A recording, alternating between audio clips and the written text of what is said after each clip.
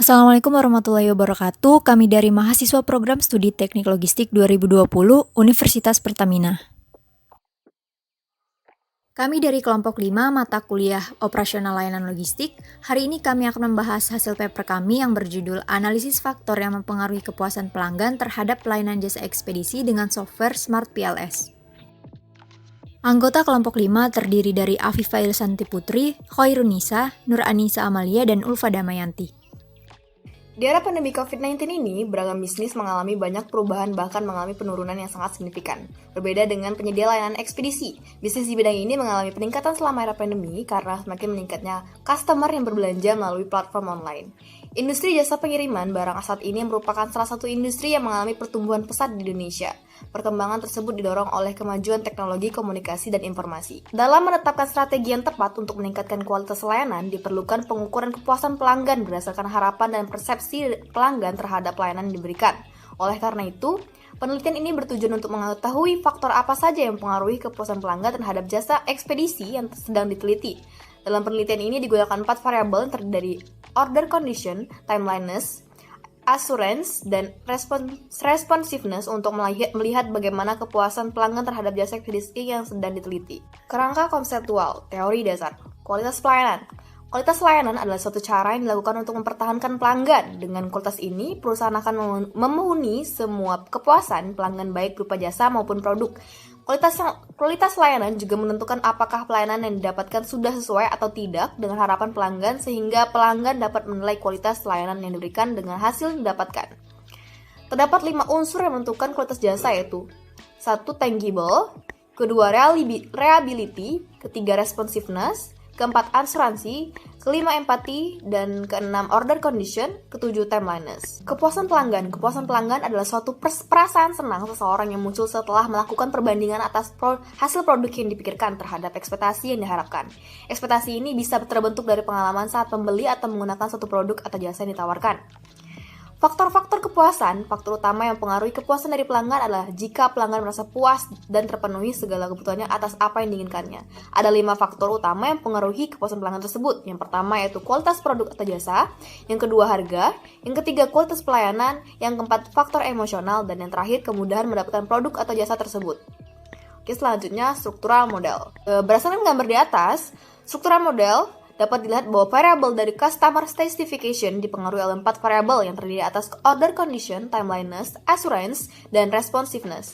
Variabel order condition terdiri dari 3 indikator, timeliness terdiri dari 3 indikator, dan variabel asuransi terdiri dari 4 variabel, yang terakhir variabel responsiveness terdiri dari 4 indikator.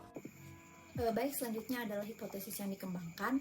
Jadi dalam penelitian ini terdapat 4 hipotesis. Yang pertama yaitu terdapat pengaruh dari variabel order condition terhadap customer satisfaction. Yang kedua yaitu terdapat pengaruh variabel timeliness terhadap customer satisfaction. Yang ketiga yaitu terdapat pengaruh variabel assurance terhadap customer satisfaction. Dan yang keempat yaitu terdapat pengaruh variabel responsiveness terhadap customer satisfaction. Keempat hipotesis ini akan digunakan untuk melihat bagaimana pengaruh dari keempat variabel tersebut terhadap customer satisfaction atau kepuasan pelanggan dalam layanan jasa ekspedisi yang sedang kami teliti. Dalam penelitian ini digunakan beberapa metodologi antara lain: pertama, data dan teknik pengambilan data; kedua, pengukuran dan konsep variabel; ketiga, desain kuesioner; keempat, data demografi; dan kelima, teknik analisis. Teknik yang digunakan dalam pengambilan data ini adalah teknik purpose sampling, karena dalam penelitian ini terdapat kriteria dari penentuan sampel yang akan digunakan, yaitu responden yang pernah menggunakan jasa ekspedisi yang sedang diteliti. Dalam penelitian ini terdiri dari satu variabel dependen atau variabel terikat, yaitu customer satisfaction, dan 4 variabel independen atau variabel bebas, yaitu order condition, timelines, assurance, dan responsiveness. Customer satisfaction akan dipengaruhi oleh 4 variabel independen tersebut. Dalam kuesioner ini terdiri dari 3 bagian. Kemudian dalam penelitian ini kuesioner didesain dengan menggunakan skala Likert 1 sampai 5. Angka 1 mengartikan bahwa sangat tidak setuju dan angka 5 mengartikan sangat setuju. Berdasarkan tabel di atas, responden dalam penelitian ini terdiri dari 100 orang dengan presentasi sebesar 61% perempuan dan 39% laki-laki. Rentang usia tertinggi adalah usia 18 sampai 20 tahun dengan frekuensi 79. Lalu rentang usia 21 sampai 25 tahun dengan frekuensi 17 dan terakhir usia lebih dari 25 tahun dengan frekuensi 4. Domisili tertinggi berada di Provinsi Kalimantan Timur dengan frekuensi 21, lalu Provinsi Jawa Barat dengan frekuensi 17, kemudian Provinsi Banten dengan frekuensi 12 dan seterusnya. Teknik analisis yang digunakan dalam penelitian ini yaitu Structural Equation Modeling atau SEM. Teknik SEM ini merupakan teknik analisis multivariat atau metode pengolahan variabel dalam jumlah yang banyak. Selanjutnya, hasil dan pembahasan. Berdasarkan pengolahan data menggunakan Smart PLS, didapatkan hasil dan pembahasan sebagai berikut. Yang pertama, uji validitas dan uji reliabilitas. Uji validitas, uji ini dilakukan untuk melihat apakah alat ukur atau indikator-indikator pertanyaan yang ada dalam kuesioner ini valid atau tidak. Indikator ini dinyatakan valid apabila nilai diskriminan dan konvergen validitasnya di atas 0,7. Berdasarkan pengolahan data menggunakan Smart PLS, didapatkan hasil uji validitas sebagai berikut.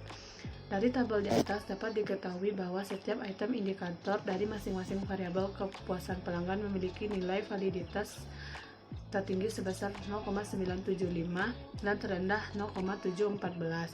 Seluruh indikator ini dinyatakan valid karena memiliki nilai diskriminan dan konvergen validitas di atas 0,7. Yang selanjutnya, uji reliabilitas. Uji ini dilakukan untuk melihat apakah alat ukur atau indikator pertanyaan yang ada dalam kuesioner ini konsisten dan dapat diandalkan. Suatu indikator ini dapat dinyatakan reliable apabila nilai Cronbach alpha berada di atas 0,6. Berdasarkan hasil pengolahan data menggunakan Smart PLS, didapatkan hasil untuk Cronbach alpha pada variabel sebagai berikut. Dari tabel di atas, pengujian terhadap reliabilitas dari seluruh variabel dalam analisis ini dinyatakan reliable karena nilai Cronbach alpha berada di atas 0,6.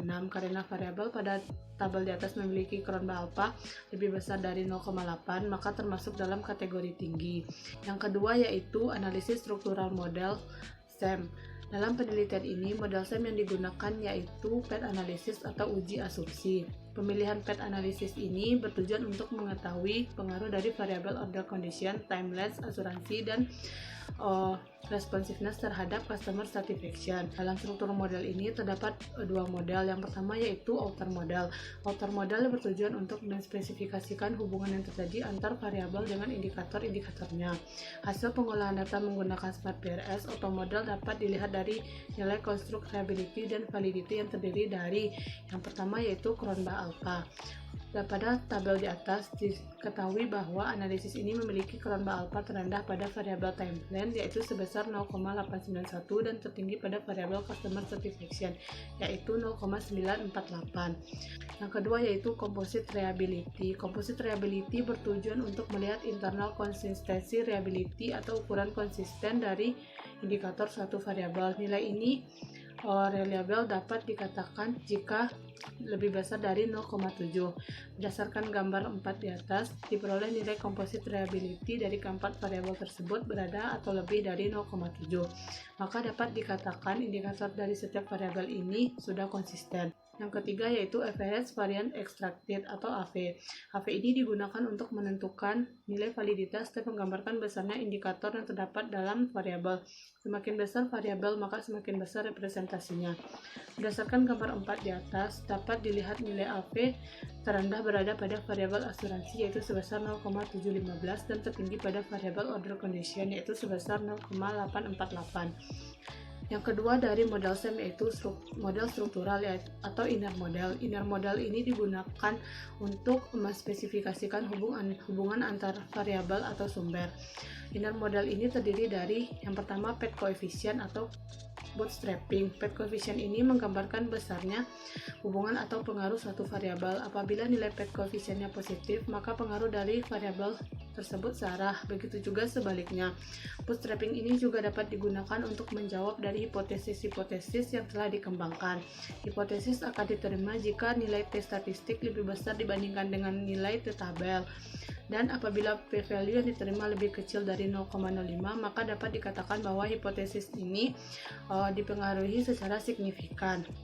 Dari tabel di atas dapat dilihat bahwa variabel asuransi memiliki pengaruh negatif atau berlawanan arah terhadap variabel customer satisfaction, sedangkan variabel order condition, responsiveness, dan time length memiliki pengaruh positif atau searah dengan variabel customer satisfaction.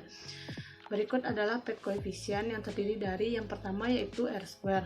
Nilai R-square digunakan untuk melihat besarnya kontribusi pengaruh yang diberikan oleh variabel bebas atau independen secara bersamaan terhadap variabel dependen.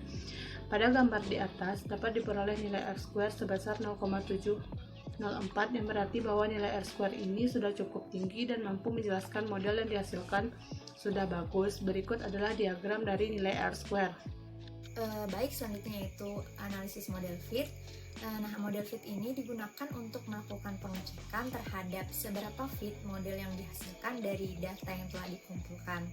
Nah, jika nilai NFA yang diperoleh di atas 0,9, maka dapat dikatakan model yang dihasilkan sudah cukup baik. Kemudian apabila nilai SRMR yang diperoleh di bawah 0,08, maka dapat dikatakan model yang dihasilkan juga sudah cukup baik. Nah, model fit yang baik diartikan bahwa model tersebut dapat menggambarkan hubungan yang baik antara measure dan inner model yang diperoleh dari data yang telah dikumpulkan. Berdasarkan gambar di samping dapat dilihat bahwa nilai SRMR yang diperoleh sebesar 0,062, di mana nilai tersebut masih di bawah 0,08. Nah, sehingga dapat dikatakan bahwa model fit yang dihasilkan sudah cukup baik. Kemudian nilai NFI yang diperoleh sebesar 0,814, di mana nilai ini mendekati 0,9, sehingga dapat dikatakan pula bahwa model fit yang dihasilkan juga sudah cukup baik.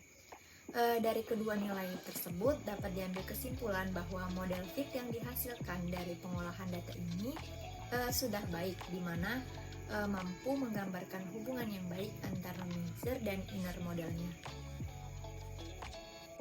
Selanjutnya yaitu hasil uji hipotesis penelitian. Tabel di samping dapat digunakan untuk menjawab uji hipotesis yang digunakan dalam penelitian ini. Apabila T statistik yang diperoleh lebih besar dibandingkan dari T tabel yang digunakan, maka hipotesis tersebut dapat diterima. Dalam penelitian ini, T tabel yang digunakan yaitu sebesar 1,96. Selain itu, hipotesis akan diterima secara signifikan apabila nilai p-value yang diperoleh lebih kecil dari 0,05. Hipotesis pertama yaitu terdapat pengaruh variabel order condition terhadap customer satisfaction. Nah, nilai T statistik yang diperoleh sebesar 5,717 atau lebih besar dari 1,96. Kemudian p-value yang diperoleh sebesar 0,00 atau lebih kecil dari 0,05. Maka dari hasil tersebut dapat diperoleh kesimpulan bahwa terdapat pengaruh dari variabel order condition terhadap customer satisfaction secara signifikan. Selanjutnya, hipotesis kedua yang dikemukakan yaitu terdapat pengaruh variabel timeliness terhadap customer satisfaction. T statistik yang diperoleh sebesar 3,130 atau lebih besar dari 1,96. Kemudian p-value yang diperoleh sebesar 0,002 atau nilai tersebut lebih kecil dari 0,05. Maka dapat diperoleh kesimpulan bahwa terdapat pengaruh variabel timeliness terhadap customer satisfaction secara signifikan. Selanjutnya, hipotesis ketiga yang dikemukakan yaitu terdapat pengaruh dari variabel assurance terhadap customer satisfaction. Nilai T statistik yang diperoleh sebesar 1,978, kemudian p-value yang diperoleh sebesar 0,049. Nilai tersebut lebih kecil atau sama dengan dari 0,05. Dapat disimpulkan bahwa terdapat pengaruh dari variabel assurance terhadap customer satisfaction secara signifikan. Selanjutnya, hipotesis keempat yaitu terdapat pengaruh dari variabel responsiveness terhadap customer satisfaction. Nah, nilai T statistik yang diperoleh sebesar 2,246, di mana nilai tersebut lebih besar dari 1,96. Kemudian nilai p-value yang diperoleh sebesar 0,025, di mana nilai tersebut lebih kecil dari 0,05. Sehingga dapat disimpulkan bahwa terdapat pengaruh variabel responsiveness terhadap customer satisfaction secara signifikan. Dari hasil uji hipotesis ini dapat disimpulkan bahwa keempat variabel tersebut mempengaruhi customer satisfaction atau kepuasan pelanggan secara signifikan. Pada bagian diskusi, didapatkan kesimpulan bahwa pada penelitian ini didapatkan nilai NPS sebesar 0,19, yang mana nilai ini termasuk dalam kategori rendah dan kurang efisien, sehingga jasa ekspedisi ini masih membutuhkan perbaikan untuk meningkatkan kepuasan para pelanggan. Kemudian, pada penelitian ini terdapat beberapa strategi yang dapat dikembangkan berdasarkan hasil kuesioner yang telah disebarkan, antara lain: pertama, variable order condition, kedua, variable timelines, ketiga, variable assurance, dan terakhir, variable responsiveness.